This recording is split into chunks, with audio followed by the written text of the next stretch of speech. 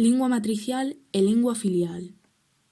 E a comprensión desta verdade empurrou moitos galegos que non só, como todos, foran escolarizados na lingua do Estado, mas que tiñan esa mesma lingua como lingua familiar, a interesarse pola lingua do país.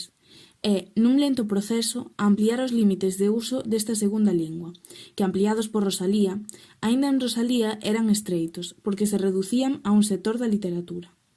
E así se fixo posíbel, e seguramente este é o caso de un bon número dos presentes, así se fixo posíbel que moitos galegos que non ouviran o galego cando nenos nos beizos da súa nai, alienada por unha pedagoxía e unha socioloxía desgaleguizadoras, realizaran a obra de piedade filial de devolverlle, co uso e aceitazón do idioma propio, á propia nai a orgullosa consciencia da propiedade de un idioma que o curso dos acontecimentos lle fixera distante.